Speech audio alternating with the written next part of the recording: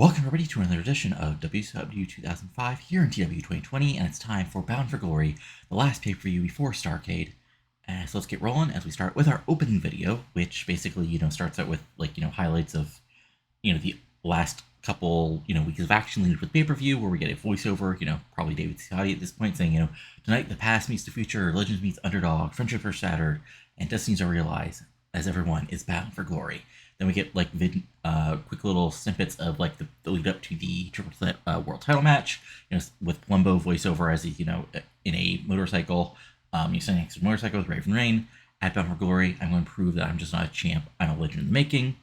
We get, clips of Paul London doing flying stuff, and, him saying he's the underdog in this fight. Well, every legend started with underdog, and then Brother Ray, brawling, quick little, shot of him on a alley somewhere saying, Chuck, Paul, get ready, because tonight I'm going to bring the land of extreme to the City of Angels. And then we get another, basically spotlight on the called shot.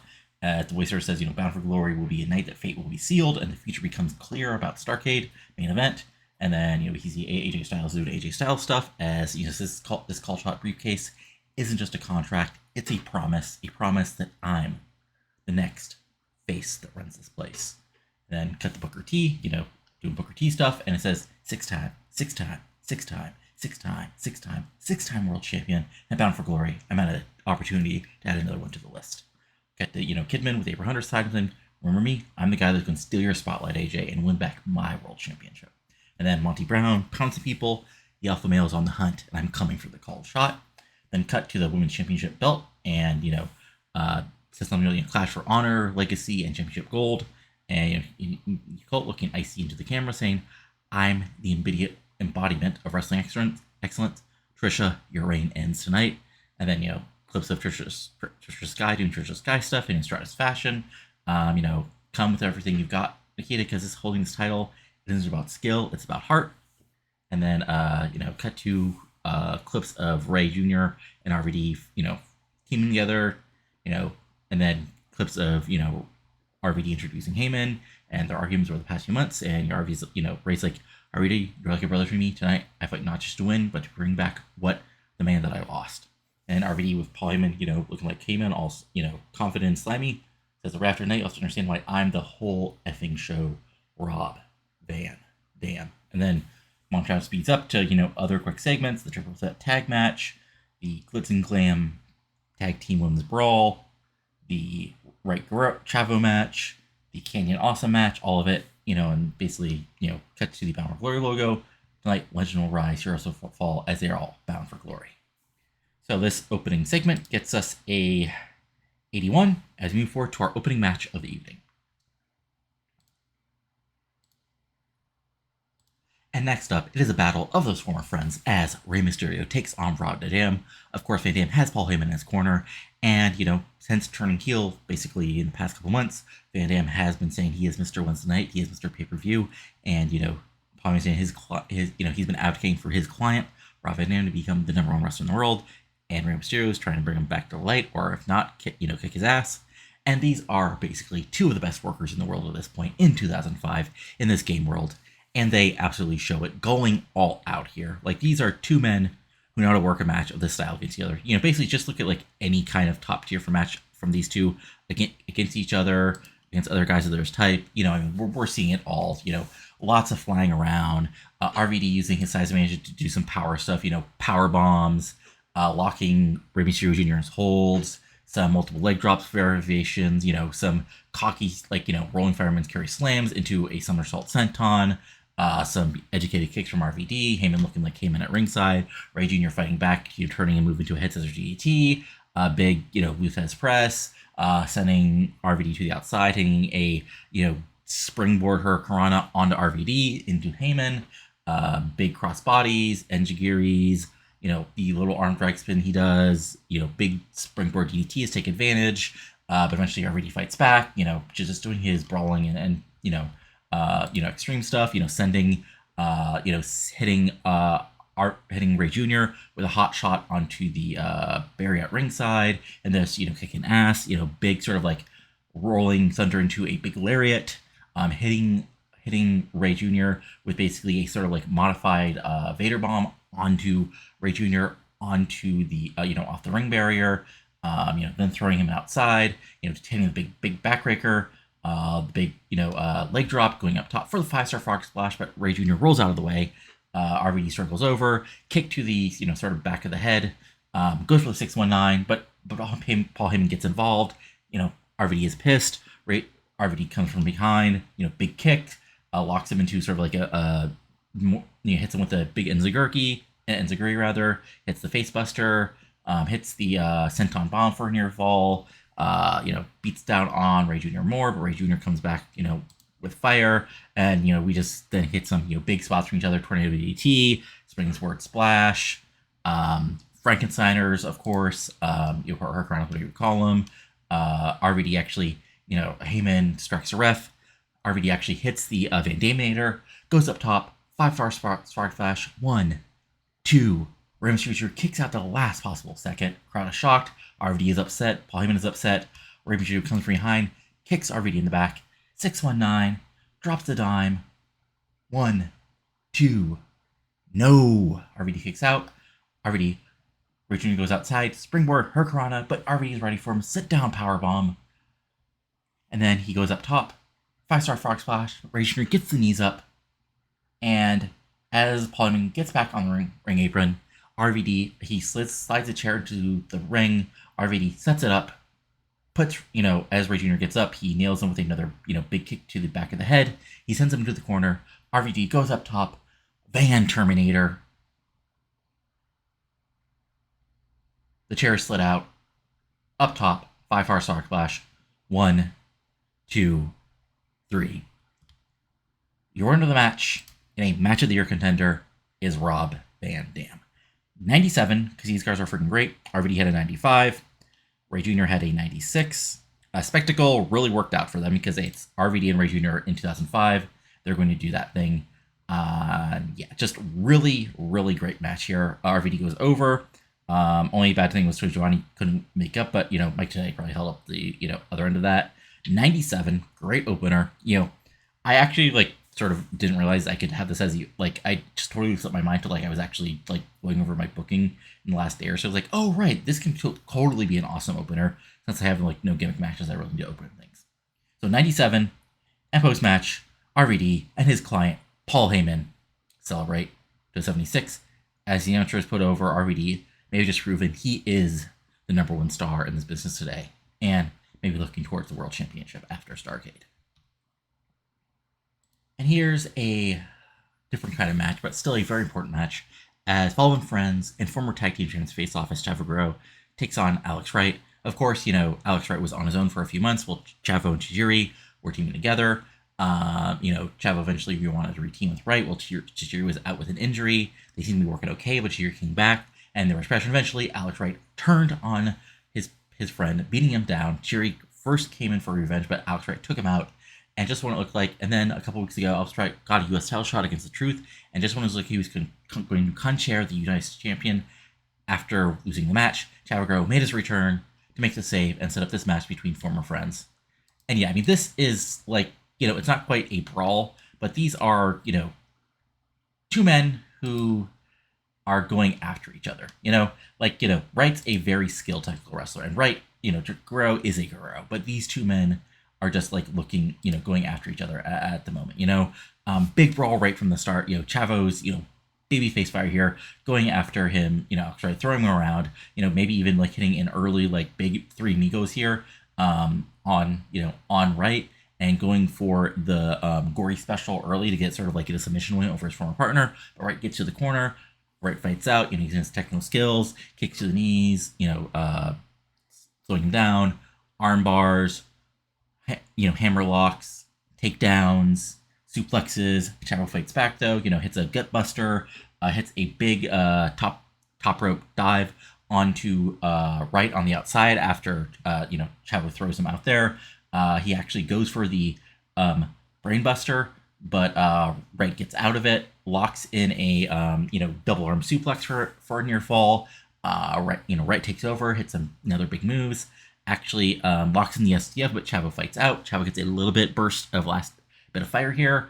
and actually, hits a big missile drop kick, hits a gory bomb for a near fall, then goes for the frog splash, but Alex Wright gets out of the way, picks up Chavo, kick, wham, double arm DDT, single arm DDT, 1, 2, 3.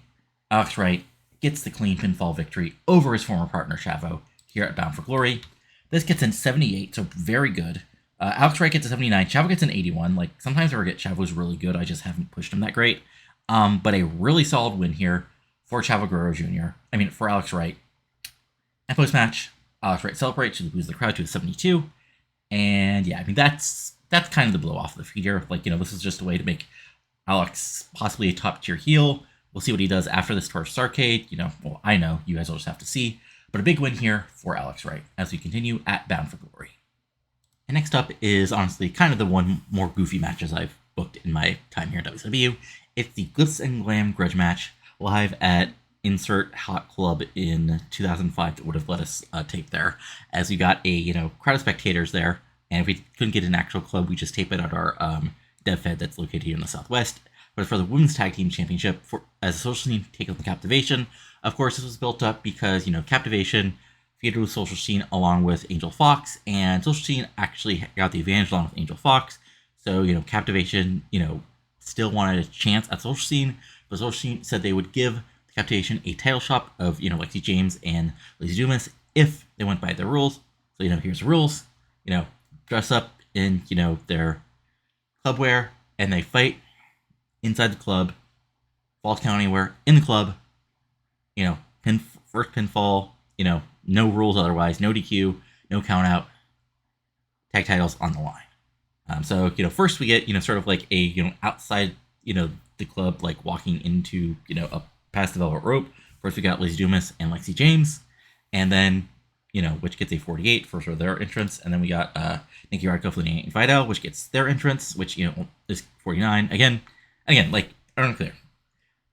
This may look like it's a Divas match setup, but it's actually, like, the whole gimmick is, women sometimes fight in the club and it gets real dirty and nasty really quickly. So, like, outside of what can be controlled, obviously, there might be spots that happen that are unfortunate, but, like, this is supposed to be about a brawl and a fight, not like an actual, what's the word I'm looking for here? Not like a, evening gowns match. And let's see here. Okay, so good news, production values.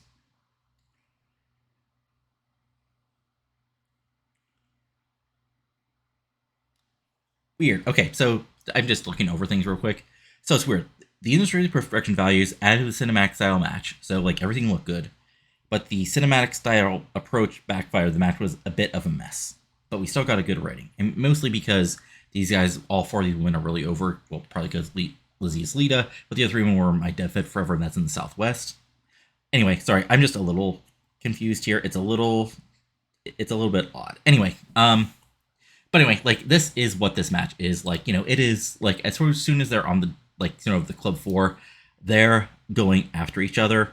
And, they're just battling, they're just fighting, and, it's a big old brawl. We got random shots from, the chairs by the table. We get spots, slams on the tables, big, cross bodies, off of a couch onto one of the women, Vidal, Lita, Lexi, Nikki Radcliffe, all going after each other, double teams, Lita actually, climbing up to one of the, what's the word I'm looking for here?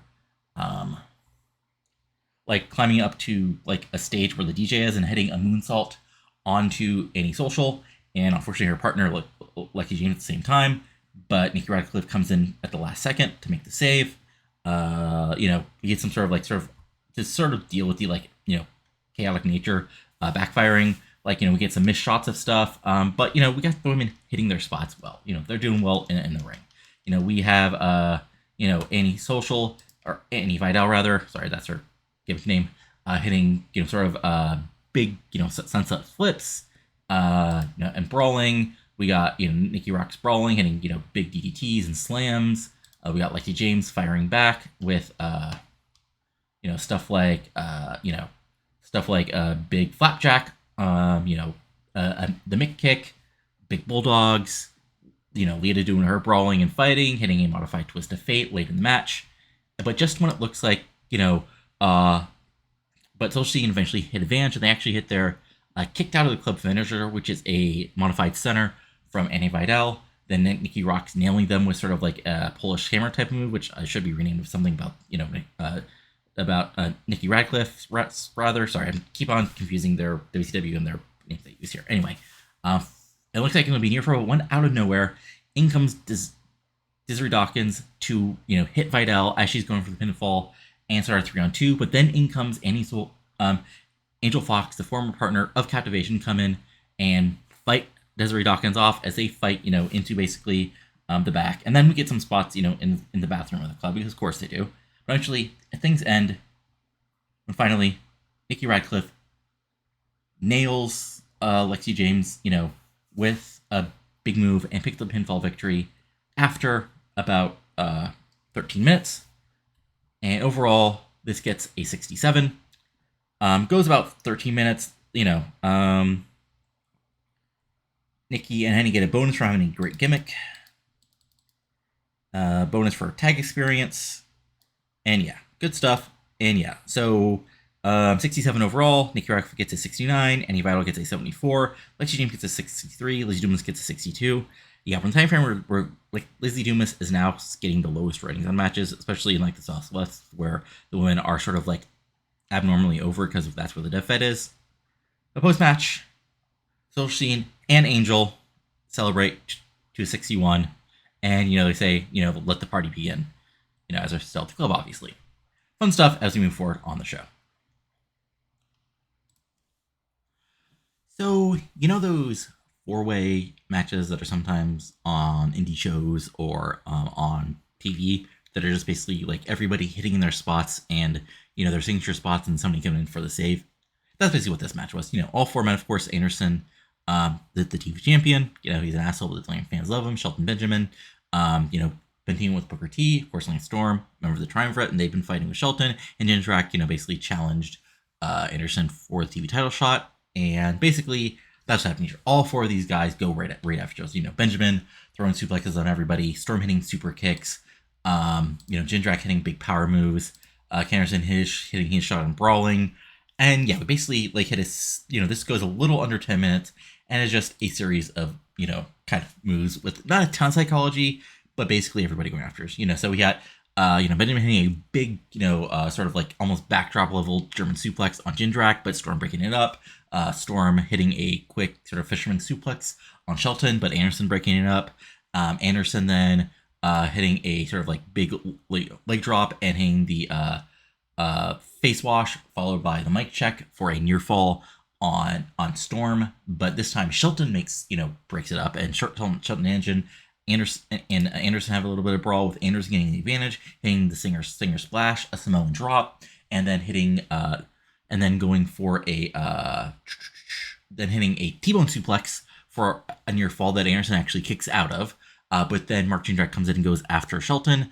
Anderson makes a save for Shelton, but then he turns around and nails Shelton with the Kenton bomb.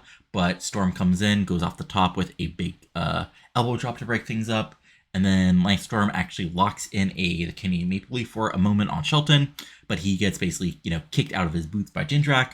The heels face off for a minute, with Jindrak actually getting a near fall with the mark of excellence. But Anderson pulls him out of the ring. They start a brawl. Shelton and Storm face off and, basically hit some big moves on each other, including Shelton actually hitting the pay dirt onto Lance Storm. But Jindrak, having taken Anderson out, coming in, nailing Shelton, and they clothesline over the top each other. But that means Storm is still out. Anderson slips in, Kenton bomb, 1, 2, 3. Your winner and still World Television Champion is Ken Anderson. So yeah, 85, really good match. A little under 10 minutes. And yeah, this was just a, total, these guys going after each other. So yeah, Shelton got a 69, as he built up. Storm got a 91. Jindrak got a 78. Anderson got an 80. Was really thinking anything else of note? Nope. Just really good stuff. And Anderson's, I mean, again, this is sort of the bonus of having a legendary gimmick, is people get over really quick. And yeah, Ken Anderson, 71. Good stuff as we move forward on to the next thing on Bound for Glory. And next up is a big Cruiserweight title match. As, of course, for the past few weeks, post-month, Romeo Rossi has been feuding with Reckless Roberts. And after Roberts used his sister, Tracy Roberts, to keep the title, Romeo Rossi brought his own backup as far as Town Wrestling, Cookie. And now she's coming out with Romeo to take on Reckless Roberts for the Cruiserweight title. And these guys actually go out and have a really good match. Like, they actually do well enough that they break the crowd doesn't care about them barrier. And honestly, these guys just go after each other. Like, they really, just go all out with each other. Big shots right from the start. Kidman with a hot start, hitting a big dive onto Tracy and Reckless Roberts to start things out. And then Cookie, actually gets a couple, moves in on Tracy on the outside. Back in ring, head scissors takedown, Enziguri, Northern Light suplex, German suplex, belly to belly suplex. Then he goes for the actual quick Romeo relaxer scoop brainbuster for a near fall, but Reckless Roberts kicks out. Reckless takes over eventually, slows things down, locks him hold in, hits a big sort of double underhook suplex, goes for the stretch home early, but Kid Romeo gets out of it. Eventually DDT from Romeo gets him back on the advantage. He hits a short arm clothesline, picks him up, sends Reckless out to the outside again, hits a big springboard dive. But as he comes back in, Tracy Roberts distracts him. Cookie comes over, cat fight to pop the crowd. That distracts Romeo just enough for Roberts to take back over.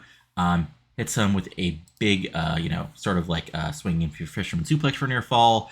Hits the Northern Lights 2K1 for a near fall as Reckless Roberts gets his foot on the ropes barely. Roberts then goes for it again, but Romeo, fights back. He eventually goes for the last kiss, but Reckless Roberts goes low, rolls through, hits his own Northern Lights bomb again, and then locks in the stretch plum. And with nowhere to go, Romeo Rossi has a tap out here at Bound for Glory, and Reckless Roberts retains the Cruiserweight Championship for the 6th time. Almost accidentally, he's held the title for almost half a year. A little over 13 minutes, makes defense number 6, 71. Reckless Roberts got a 66, Romeo Rossi got a 60. Unfortunately, Romeo and Cookie are an awkward pairing, so I'll have to worry about that. But yeah, big win for Reckless Roberts, and they celebrate afterwards to 56. And yeah, big win for Reckless Roberts, as he moves on to Starrcade with the Cruiserweight title, it seems like. So, before the next match, Eddie Guerrero and Austin Aries come out to a big heel response, and there's some mixed response among the smart crowds of the audience because, well, let's hear what they want to say. So basically, Eddie says, for weeks, I've been talking about Guerrero family values and what they mean. And Helms, last couple days just proved how superior they are over Hart family values. You see, Teddy Hart isn't here. He ran off back to Canada because he couldn't take the heat. He walked away, and I know, Jack Evans, you're back there all alone with nobody willing to fight your battles for you. Nobody willing to be your partner because they know they would get their ass kicked by Austin Aries and myself. Austin says, that's right. I'm Double A. I'm the future of this business because I'm getting tutored by the greatest wrestler, Eddie Guerrero. And Jack Evans, if you come out here, you're a lamb to the slaughter. So before Jack comes out, a little backstage stuff. So Teddy Hart's been angry over a couple jobs over the past couple months, but I thought, I'd help things after pay-per-view. He was still angry.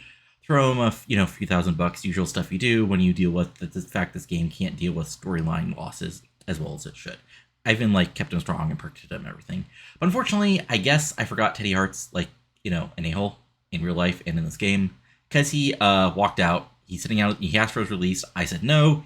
Even though I know that usually means sitting out his contract. He's sitting out his contract. And yeah. So here comes Jack Evans. Good thing it's Jack and not Teddy, because Jack's more over part of the act. Jack Evans says, here's the reality of things. I'm proud I was trained with the Hearts. And Teddy's my friend. but Teddy is Teddy. Teddy has his own issues. He can talk about his own. But I'm still here to fight. And I did find a partner. Somebody who's willing to take things to the extreme. Somebody who's willing to take risks. And somebody who wants to make his debut in WCW on the grandest stage. Let me introduce to you a man you've seen a little bit over the past couple of weeks. Maverick Chance. And out comes, on a motorbike, if he can actually ride one. The one, the only, Matt Cross and his new gimmick of Maverick Chance as X Games guy. He takes off his, helmet. He looks a little better, as you'll see in the photo, actual decent ping I found of him early on. And it's like we have a match of Eddie and Aries versus Jack Evans and Maverick Chase. This all gets a 68. It is what it is. Yeah. Now, stuff like this is where I actually feel sorry for actual wrestling bookers, because they deal with a lot more BS like this as opposed to it coming up every so often. So moving on to the actual match. So yeah, looks a little better. Even has like the sort of like, I think that was because of his whole gimmick on the indies. Anyway, so yeah, there's Matt Cross, there's Jack Evans, there's partners, and the actual match is pretty decent actually. Unfortunately, Chance is like literally injured for one more day. And he was also off his game. But Jack Evans is... Okay. Here's the most insane thing in the world. Jack Evans was rated better in this match than Eddie Guerrero.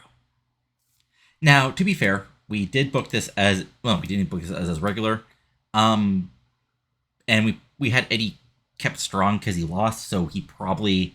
what's what I'm looking for here? Held back a little bit. But yeah, just like...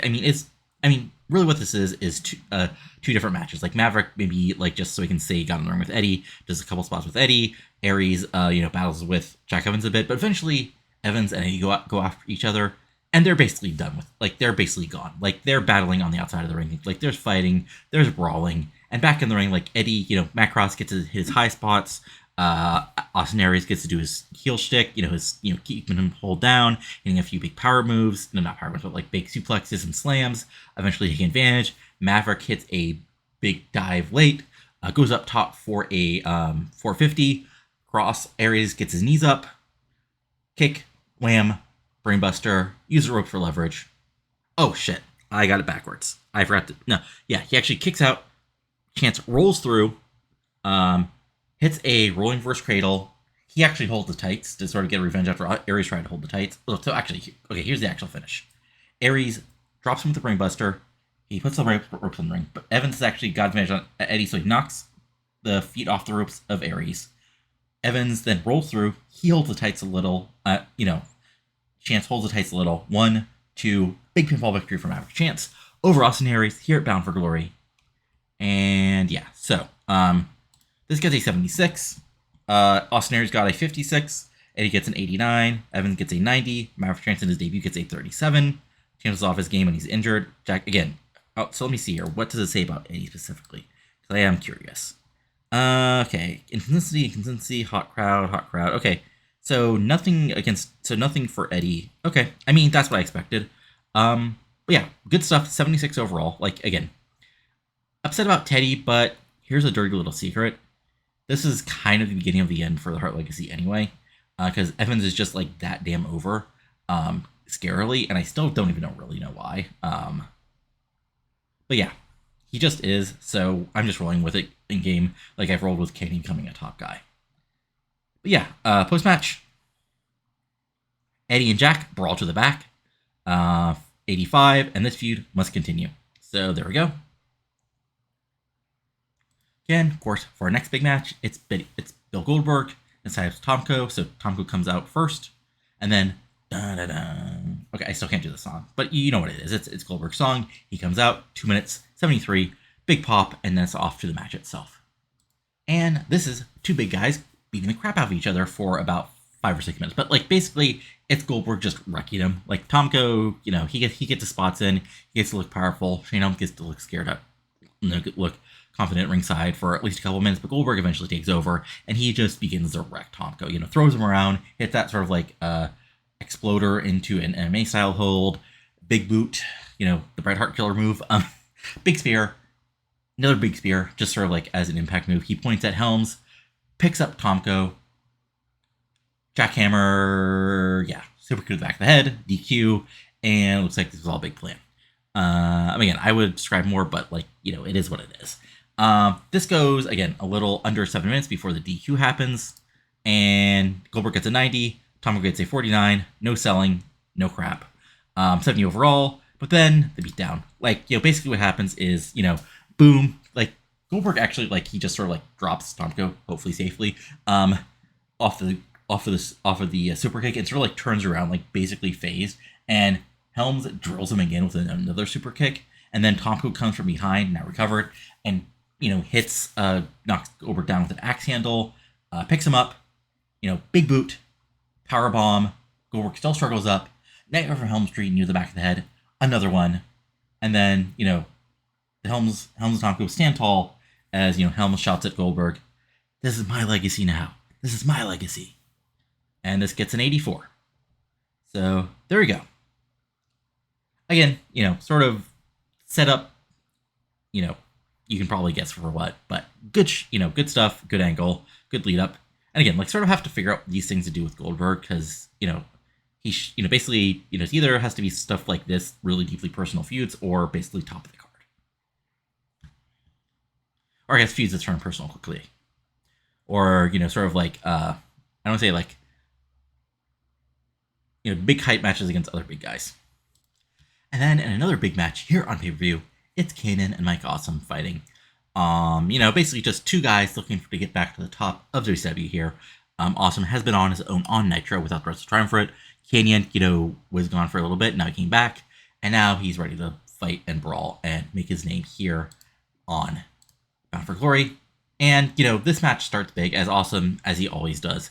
Bust out the big plancha to start the match, dominates early, throws Kanan around, suplex, punches, kicks, big boots, goes for the awesome, hits a big powerbomb early, goes up top, goes for his awesome splash, goes for near fall, almost gets it, but Kanan fights back, he goes for the awesome bomb, Kanan flips out of it into a DDT, he, starts brawling, battling, goes from underneath, actually hits a big sort of like side suplex on Awesome, hits a couple super kicks, hits a sort of like modified sort of like corkscrew elbow, hits the big face buster for a near fall, hits another, couple running big knee, take Awesome down, goes for the flatliner, but Awesome blocks it, throws Kanan back around, sends him to the outside, sends him over the ringside apron, a little bit of brawling in the crowd, they eventually fight back, Kanan goes for a Kanan cutter on the outside, but Awesome actually blocks up and picks Kanan up into a modified powerbomb that goes through the table at ringside, and big pop for that. Awesome rolls Kanan in, goes for the Awesome bomb, but at the last spot, Kanan barely kicks out right before 3 as to a big crowd pop. Awesome is pissed, picks up Kanan for another one. Kanan slips out, nails Awesome with a flatliner, then hits him with another one, and then picks him up. Kanan cutter, 1, 2, 3. The runner of the match is Kanan, proving he's still better than everybody. So yeah, 89 overall. Kanan gets a 96 because he's freaking great. Awesome's 82. Lack of psychology, which I probably try to do there with like just spots. Got the crowd buzzing. 89 overall. Let's see here. Anything else of note? Lack of psychology, stamina, awesome, and consistency. But yeah, that is what it is. But yeah, fun stuff. And Kanan celebrates to a 68 as youngsters, ask what is his future here going to Starrcade. So, Sean O'Haire taking on Jeff Jarrett, and of course this match was basically set up by Sean O'Haire making the save against, I believe, Kanan when, originally was, Jeff Jarrett chosen few along with Awesome going after Kanan, and O'Haire made, his return, after a couple weeks off, making the save, and, these guys have feuded before, and now they're facing off again. But unfortunately, this time, things didn't work out. So, the thing is, like, these guys have no chemistry, but their overness plus lots of heat and, I guess, good rolls basically saved it before. But I made a couple mistakes this time. One, I had them, like, do the storytelling match. They held back, so that probably didn't help.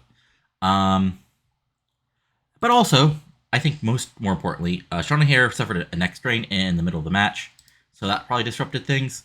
So sort of advantage, like this was a very like, because again, we don't want to like burn out the crowd here, even though I turned it off, but it still seems to happen sometimes. But just like, was a very slow, like Jarrett working O'Hare's neck, but actually at some point O'Hare actually entered his neck and back. O'Hare fighting back. And I imagine like it was sort of like built to be, O'Hare, Jarrett locking in, hitting the stroke for a near fall, and, the heels getting involved. But eventually O'Hare fights back, hits his big moves, clothesline, powerbomb, Widowmaker, and gets a pinfall victory here at Bound for Glory in sort of a very mid-match. I mean, I'm just being honest here. Like, it is what it is. Like, yeah, I mean, it only got a 70, which, honestly, when you're doing a point less than a random cruiser title match, O'Hare got a 61, Jarrett got a 67. Didn't click, but also O'Hare suffered an injury, which really, like, this probably would have got like 75, 80 beforehand. But, of course, we continue on, because after the match, yeah, I know, we had a big 3-on-1 of the Chosen Few trying to make a statement on O'Hare, went to a big proud prop. Ken Anderson, of course, who teamed with Sean O'Hare on Nitro either this week or last, came back in for the save, being the righteous asshole here, brawling with, getting big, brawling with Divine, throwing Jindrak around, and then brawling with Jarrett. And it seems like maybe we have a Starcade feud set up here, but who knows? But yeah, Anderson makes a save here. This gets an 83. Good stuff, pretty decent stuff, as we sort of like, blow it off that feud, and now we're moving forward. Next up is a match that's built up basically the past 2 months as Nikita Kalt gets her shot at WCW Women's World Champion Trisha Sky, and this is a battle of two contrasting wrestling styles right from the start. It's Nikita Kalt trying to break down Trisha Sky slowly but surely, and Trisha Sky hitting her big moves, brawling, big drop kicks, rolling throughs, hurricane ranas, chick kicks, trying to keep Nikita Kalt off guard, but Kalt hitting her big suplexes, takedowns, a Samoan drop for a near fall, Enziguri for a near fall, hitting a sort of suplex and rolling that right into a bridging Northern Lights for a near fall. But Trisha Sky fights back, bridging out of it, hitting her own sort of like matrix sell into the chick kick, going for the Sky's the Limit, but Nikita Kalt actually turns into a big old backbreaker for a near fall near the middle of the match. But Trisha Sky fights back, hits another few big moves, actually locks in a sharpshooter to a big pop, but Nikita Kalt gets to the ropes. She goes for the Trisha Sky, not Trisha Sky, but Sky's the Limit again, but, Nikita blocks it, begins working on Trisha's knee, big kicks, knee drops, holds, breaking her down. She actually hits a sort of like locks in a sort of like modified bow and arrow with a crossface, but Trisha bends and barely gets to the ropes at the last second, but she's slowly breaking down Trisha Sky, and Trisha Sky fights back.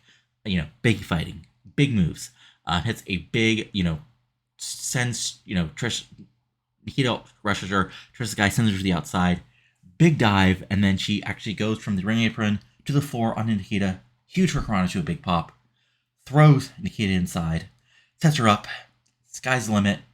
No, Nikita's ready for her, turns it into the icebreaker, backbreaker, rolls through into another one. Then she pulls Trisha up to the top rope icebreaker. 1, 2, 3. Nikita Kalt cleanly becomes your new WCW Women's World Champion. This gets a 91. Good stuff. Nikita gets an 89. Trisha Sky gets a 77. Really good stuff. Like, yeah, she's like a little more, not over, but a little more, not popular, but like just, a little more popular because we're in the Southwest because of the women's step fed. But really good stuff as Nikita Kalt has become the WCW Women's World Champion once again.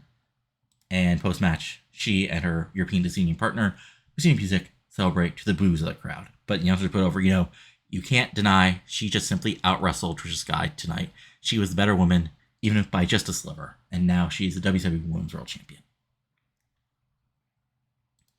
Next up is a big one, as is a triple threat tag team match for the World Tag Team Championships. And of course, it's been sort of a muddled mess. Of course, A&W Hardy's being both faces have had some tension, and one could say that tension is what helped Ninkyo originally won the World Tag Team Championships off AMW. But then they were told, they won the belts, that AMW, had signed a contract to face the Hardys, and they would have to fulfill those commitments. So in a big match, the Hardys were the tag champs. They lost the belts to Nikito. Sorry, totally got that backwards. They would hassle, but they signed a contract to face off against AMW anyway, and he would have to hold to that contract. Big match, AMW win the titles back, but of course, looks like it's going to be AMW Hardys, but then he will get involved attacking, and the match is made, a triple threat tag match between all three teams to truly determine who is the best tag team in the world today.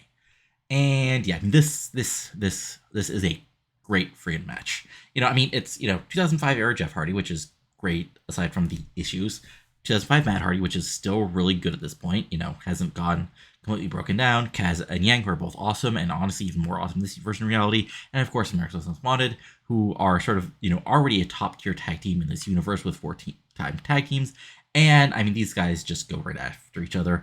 Honestly, probably a lot more combinations of fun moves than even I can think of, because honestly, there's realize I'm not a wrestler, but we got everybody hitting their moves. We got Jeff flying around. I'm sure he hits the big planchas on everybody. He hits the big leg drop off of something high onto somebody else. We got Matt Hardy, fighting and brawling. Probably hitting what's what we're looking for here. Hitting the side effect for a surprisingly big pop for it. We get the hit a sleeper slam for a near fall on somebody. Hits a hits a big moonsault because he probably can still actually do that move. Hits a big power bomb after Kaz goes for a big kick for a near fall. Big moves, fighting, fun stuff continuing, but we also have Kaz and Yang. Of course, Kaz is awesome, and he's just, killing SOBs with kicks. Basically, he's sort of become just, I don't say a one-dimensional, but he's a really over, guy who kicks a hell of a lot. As he just, punching, kicking, big suplexes, always going for that kill kick, ready to destroy somebody, but he's either avoiding or getting out of the way. As Yang is flying around, hitting big dives, being, the shitty heel, the crap heel he is, even hitting a big move like an iconoclasm for a near fall onto, Matt Hardy until somebody comes in, makes a save. Baseball slides, lots of dives. I'm sure at some point there's a dive train involving everybody here. Maybe not James Storm, Chris Harris. Maybe James Storm, Chris Harris, actually going to do it. Instead, they did backside side and start a brawl. Fighting, brawling, more fun stuff. James Storm is James Storm, so he's doing his fighting and brawling. High knees, spears, DDTs, sling blades for a near fall. The lung blower hits sort of his last call super kick for a near fall late, and eventually. Chris Harris actually hits the catatonic onto Yang, but Jeff Hardy makes a save, which leads to Jeff Hardy and, Harris fighting for a bit. Jeff and Matt, twist of fate. Big swanton bomb onto Chris Harris, but Kaz comes in and breaks it up. Kaz and Matt Hardy start fighting. Kaz and James start fighting. Eventually, James Storm hits the 8-second ride for a near fall, but things break down. And what it actually looks like happening is, Ninkyo, AMW and Artie's actually team up to, basically toss Ninkyo out of the ring. Back and forth match between AMW and Hardys for a couple minutes. But, they go for the, sort of bear hug lariat as does AMW, but Hardy, Matt runs in and breaks it up. Big fight. Twist of fate. Swanton bomb.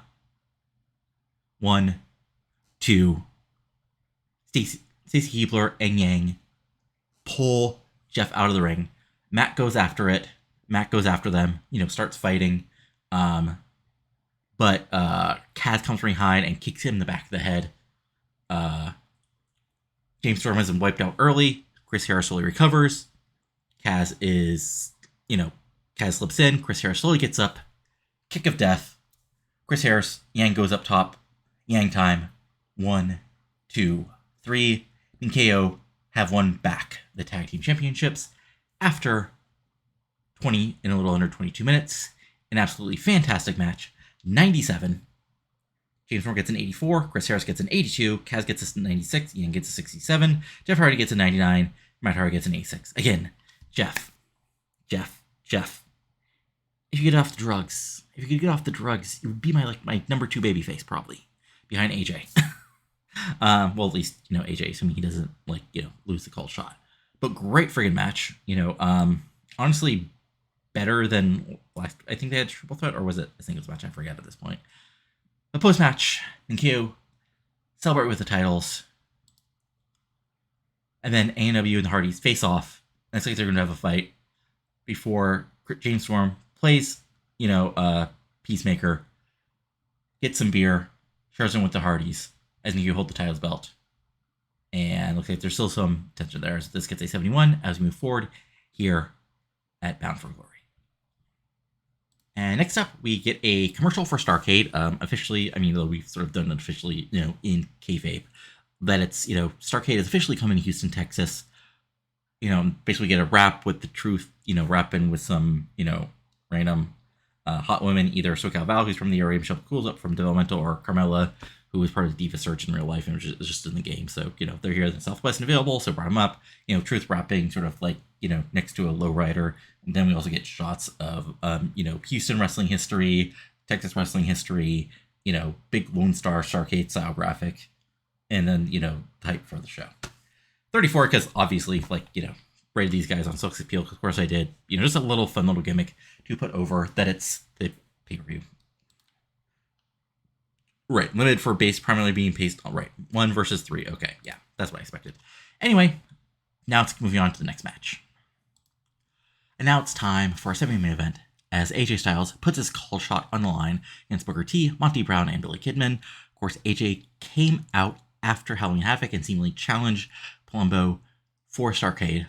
So, but then over the past couple weeks, of course, first Kidman said he'd never defeated, Kidman. AJ's never defeated one-on-one. Monty's been after AJ for the past couple months. Booker then, is defeating with Kidman. And things break down. Eventually, this match was made. All 4 men, essentially are fighting for the Starrcade title shot here. Little in-game thing. I forgot you couldn't defend a title like this. I forgot to unclick the tournament title part. Not the end of the world. It'll just show up as AJ's winning it twice. Not the end of the world here for anybody but weirdos like me. But, this is just a wild match. These are just 4 guys all going after each other, right from the start. We got, we got AJ, basically probably AJ's, what's the word I'm looking for, introduced last. And Monty, goes right after him and starts the fight. And that leads Booker and Kidman to start fighting in the ring. Big brawl to start out with. Monty throws throws AJ around at the top of the ramp. As Booker goes for a little bit brawling, actually hits a bookend, I would imagine, in the first couple minutes, but basically, Monty comes down and breaks it up. Monty and Booker brawl a bit. What's the word I'm looking for here? Booker, Booker. Monty brawl a little bit. AJ Styles recovers, but he's sort of chop blocked by Kidman as he gets in the ring, and he continues to sell. Basically just kind of getting his ass kicked early here. But Booker and Monty Brown continue to fight. Brown actually nails him with the pounce, but then he gets a big sort of drop salt kick from AJ Styles, who comes in going after Monty Brown. Then, AJ goes a little bit of offense, actually hits a quick forearm early, and then hits a sort of slingshot DDT for a near fall. Picks up, actually goes, tries to hit a style clash really early, but just gets hit from behind from Billy Kidman.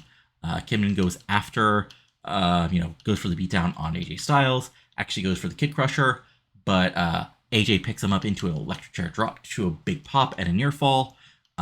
Booker T comes in, he and, Booker T and basically works into a bit of a tag match for a little bit here, with Booker, actually hitting a big bookend, and then Styles hits a, Asai moonsault for a near fall on the Kidman.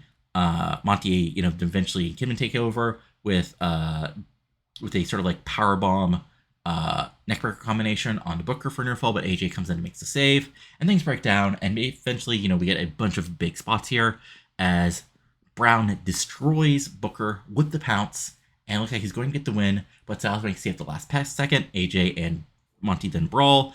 AJ hits the Pele kick, and then hits a sort of like tornado DDT, then a kip up Frankensteiner to a big pop, hits a discus clothesline against trying to knock Monty down. Then he hits a couple of super kicks, hits a sort of like big hits sort of his like his little blitz thing he does where he hits a couple pinches and a kick to the thigh, then a back fist, then goes for the discus lariat, but he goes for the discus lariat.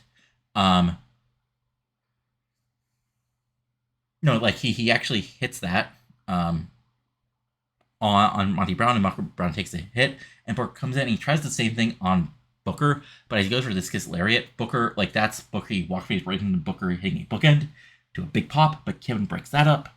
Things break down further, and we sort of hit a series of big moves to sort of finish off the match, as Monty actually goes for another big pounce on the Styles, but he gets out of the way and sort of pounces right in and out of the ring. Kidman, as Booker is coming in, Booker goes for a hits the bookend on Kidman, goes up top, Houston hangover, Kidman rolls out of the way, and Booker rolls out of the ring, and allows Kidman to come in, hit the sorry, I had a brain fart here.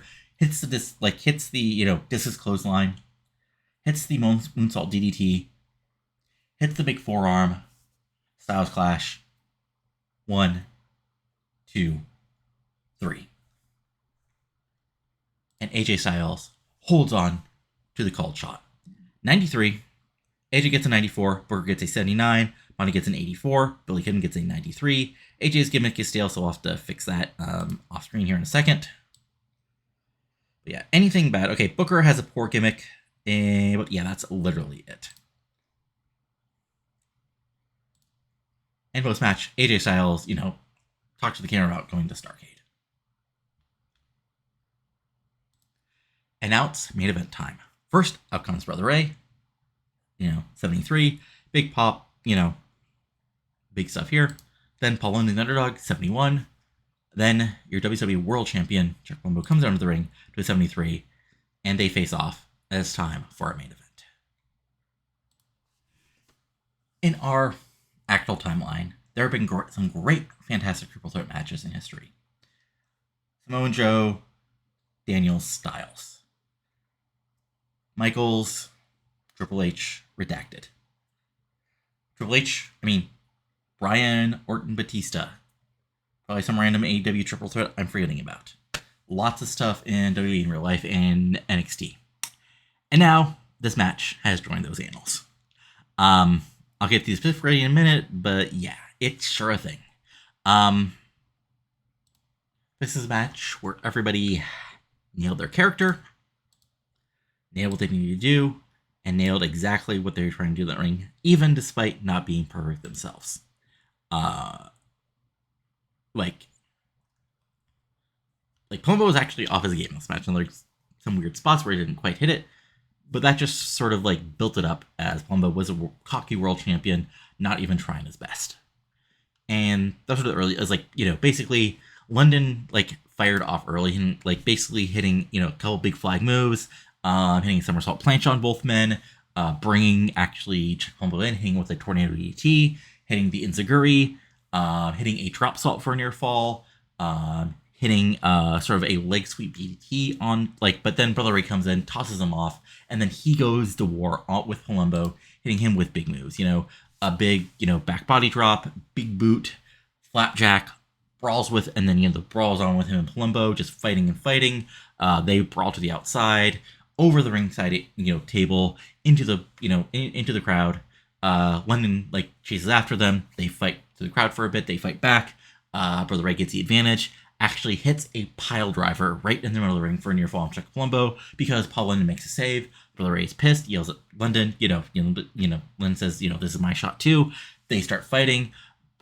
Rey looks like he's getting the advantage. Actually goes for a bubble cutter on Paul London, but as he's in the air, London turns it into a sort of head scissor takedown, and then into a big Rana, and then a big sort of like face buster for a near fall. As Palumbo comes in and just knocks it from behind to retake the advantage, he tosses Brother Ray to the outside and hits a big running big boot and sort of like takes advantage of the heel stick, hits a belly to belly suplex, cocky heel to the crowd, another running knee, hits the jungle kick / super kick, actually goes for the full throttle, but as he's picking it up for sort of like the part of the shoulder, Bubba Ray comes in, the fight is back on, big, three-way, everybody, brawling with each other, but Paulin actually hits a bit of hot fire and goes after both men, brawling and battling, actually knocks Brother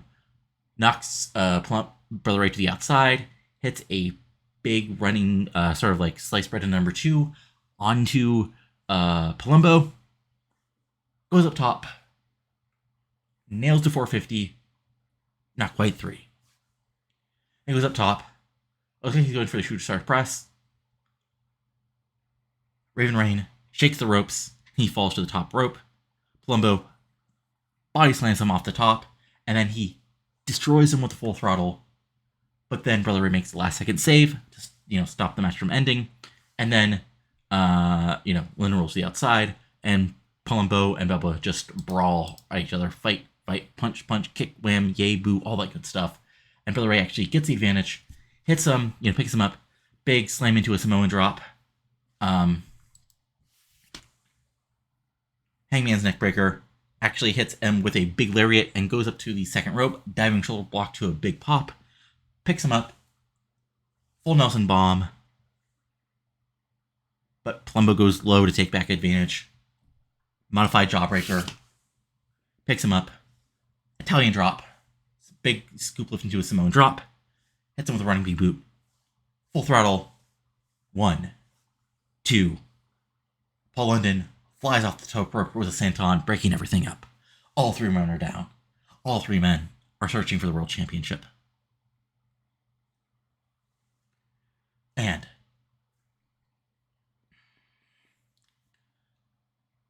Palumbo's on the outside, rolls to the outside. London and Brother Ray, 2 babyfaces, start fighting.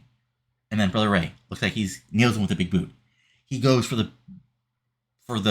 Brother Ray bomb again, but London blocks it. London blocks it again. London turns it into a sort of like, again, a modified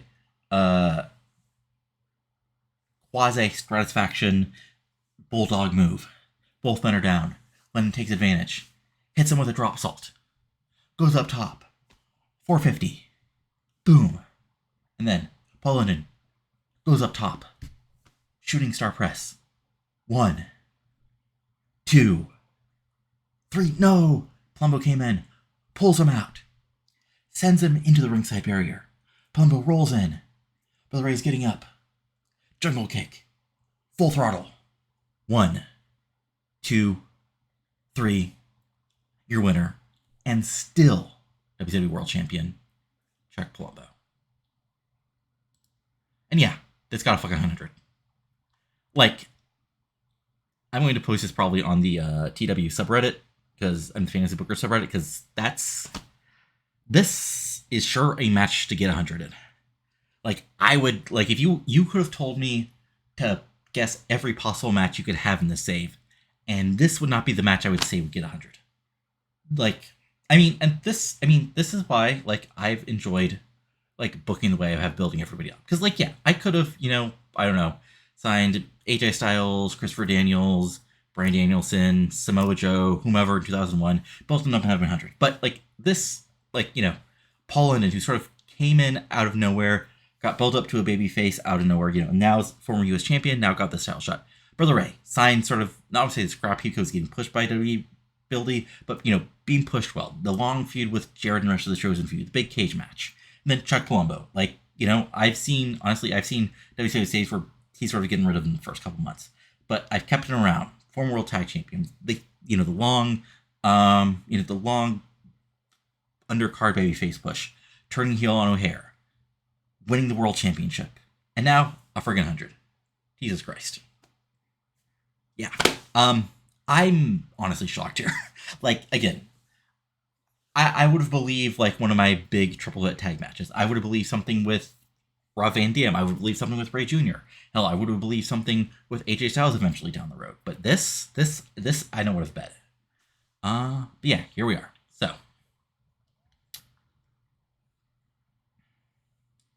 and this part might not work, but we're going to roll with it.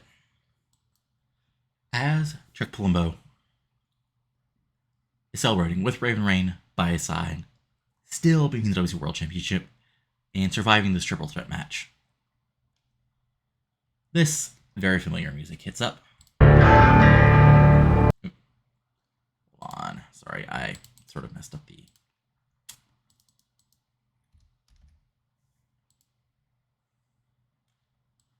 Let's try that again. This very familiar music hits.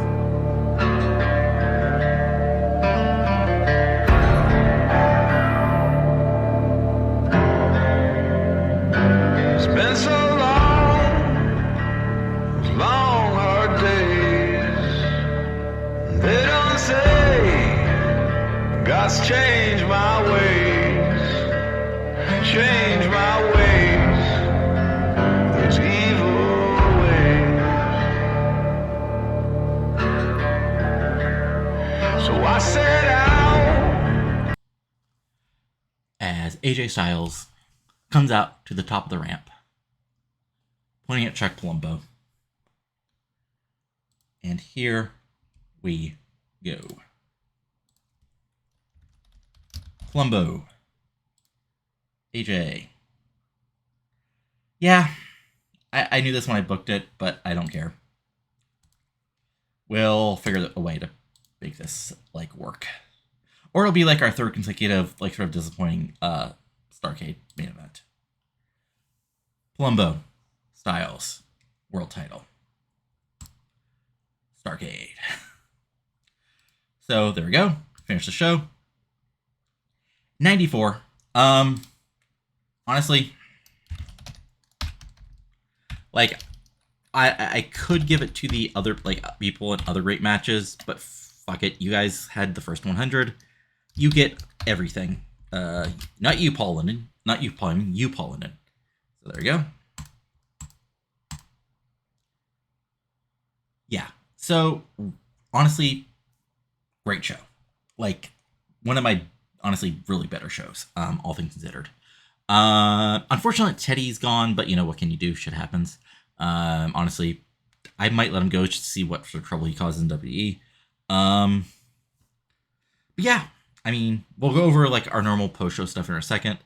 And I realized, like, that was a longer show, but, like, you know, just lots of good matches, so lots of angles, all that good stuff. And we'll see if anybody's super pissed at us, or we'll see what's going on here. As we do all the fun month-end stuff. Okay, yeah, I know. There we go, okay.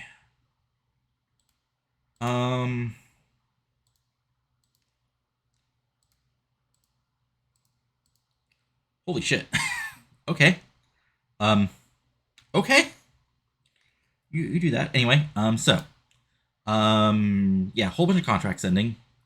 Maverick Jones is fully fit there, so we got that going for us. Okay, yikes. Okay, I'll have to go through and, like, figure out who's, Alright, so... Okay, yeah, O'Hara injured, we'll go over that in a second. Bound for Glory, got the buy rates it needed to. Terry Taylor, yeah, Angel Fox good. Arn Anderson, I mean, again, were you guys just watching the women's match? Okay, let's see here. Anything else of note? Not really. Yeah, lots of contracts are up, so we'll deal with that fun. Jesus, everybody's contract is up. Wow, okay. Sorry, I'm just kind of shocked about just how many contracts are up. But yeah, we'll get into that in a moment. But, your things. Titles. Still your world champion, Chuck Palumbo. Your new two-time champions are Ninkyo. Your new women's world champion for the second time is Nikita Kalt. US champion still the truth since he didn't defend it. Still your cruiserweight champion is Reckless Roberts. Still your world television champion is Ken Anderson. And still your women's world tag champions are the social scene of Anna Vidal and Nikki Radcliffe. Storyline-wise will change after the show, so I'm not going into it. As a side note, merchandise. Bill Goldberg's number 1. Race number 2. Canyon, Booker, Johnny Aller, The Truth, Trisha Sky, AJ, RVD, Jeff Hardy, Chuck Palumbo, Jeff Jarrett, Brother Ray, Sean O'Hare, Sting, Raven, Eddie, Monty, Paul London, Ken Anderson, James Jordan, as Kaz. And just always like seeing at the bottom, yeah, ODB sold 1 shirt. Yeah, interesting. So yeah, creative as a monthly in check. Goldberg's number 1, RVD's number 2, Ray Jr.'s number 3, Guerrero's number 4, Truth is number 5, which is Truth and Anderson, like this year, Jesus, the push. Who's hot? Canyon, AJ, Monty, RVD, Palumbo. Who's not? Is just Chavo, Raven, and Fry. Fry is injured. Chavo's Chavo and Raven's Raven, so we'll have to deal with that. Right, okay, so let's just go over some stuff. Okay, so AJ's up a couple points. Alex, right, let's see here. Where are you, Alex? Oh, wait, Wright's actually up a couple points, but I don't know if he'll quite ready for what I do with him. Any Vital, how much did you get improved? Okay. Yeah, you sort of see why, like, they were this stupidly over. Like, the match was that good because we're in the Southwest. They actually lost a couple points. I guess they did. I'm guessing they did a job on TV. I'm forgetting about. Austin Aries. Let's see here.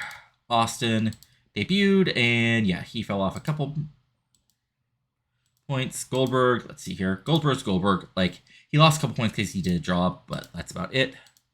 Kidman. Ooh. Kidman. I mean, Kidman's about where he's been. Let's see here. Anybody else of note? Chris Harris. Couple points for dropping the fall. Palumbo. Palumbo's still that dude. Like, 91 might be his pop cap, which is fine. Let's see here. Eddie did not get hurt by losing, really. Other people. Let's see here. Again, James Storm. Lost a point for dropping the tag titles, what you expect. Jeff, okay. So Jeff, like, yeah, I've actually had them do some draws. First they lost tag titles, and they did a job tonight, so not quite, like, super over, but still getting 99. So just stupidly over. Jarrett's down. I mean, Jarrett's can cut up one big promo and be back to that. Let's see here. Who else of note? Canyon's a freaking god. Like, one of our top guys. Kaz is Kaz. Like, again, I have plans for him next year. That's all I'm going to say. Beyond the tag titles. Ken Anderson, again, if you want to talk about somebody getting the rocket, yeah. Like, he's like almost a main eventer. Let's see here. Maverick Chance, let's see here. How did appearing on TV help you out? Okay, I mean, up 5 points basically everywhere, so that's a positive. Mike Awesome. Awesome is in the range he always is. Monty Brown. I mean, literally the place he's been. I mean, this might be his pop cap, or it might be just, like, that's the way I booked him. Again, same thing. Nikki Radcliffe. Same popularity she was. Yeah. Let's see. Paul London. Did you get increased pop for being 100? Yes, you did. Well, also probably some big ones. So there you go. Oh, Brother Ray. Did I miss him? Yes, I did. Okay. So yeah, Brother Ray. Okay, yeah. I feel like I looked at it, but I also feel like I did. Let's see here. Douglas Roberts. Roberts is finally getting over enough he can be on TV without being a problem. Oh, also, he was okay. Yeah, I keep on forgetting. Like, basically, I can't have these, like, some of the cruiserweights appear on TV in the Great Lakes in New England for the next couple of months until they're built up. Ray Jr. again, freaking great. Rob Van Dam, the best, like, literally. I mean, Rossi actually getting there, like, interesting teaming with Tony Cinerelli. Sean O'Hare, like, you know, been where he's been. Shane Helms, like, yeah. slowly rebuilding him a bit, getting this feud with Goldberg. Probably kind of wasting Goldberg a little bit, but, again, no big tough guys for him to show up as. And yeah, Shelton's also getting the rocket push. Let's see here. Teddy Hart, you'll do something. I don't know. Yeah, again, the truth. Like, yeah, look at him. Like, look at him since I signed him. Like, Jesus Christ. And Yang. Okay, Yang might actually be able to be in singles matches now, finally. After I basically make a push from the past couple months. Okay, so yeah. The plan is basically, we'll build Starcade, usual stuff, Starcade preview, post year-end stuff. I'll post an updated file with of the game, so you'll be able to play along in 2006. There'll be something special to start out the 2006 in-game. You might have noticed by one of the news stories that I scrolled by. But yeah, I'm trying to think here if there's anything else to tell you guys. And I'm blanking, so I think I'm done. So if you enjoyed this, go ahead and hit the like, comment below, and, subscribe to the channel for plenty of TEW 2020 content, and hopefully, beginning of a new month, hopefully some more stuff. Also, I probably should have said this at the beginning, but again, if you go to the community tab on my channel, I usually post a post-show sort of like, what's your favorite angle. With this, I'll probably be posting like a letter grade, a lot of what you see on other like real-life wrestling sites on YouTube. And then, of course, at the end of the year, we'll be doing the year-end awards. I'll throw in some serious, some goofy ones. Anyway, we'll see how that goes. But yeah, that's it for now. Talk later, and adios. Have a good one.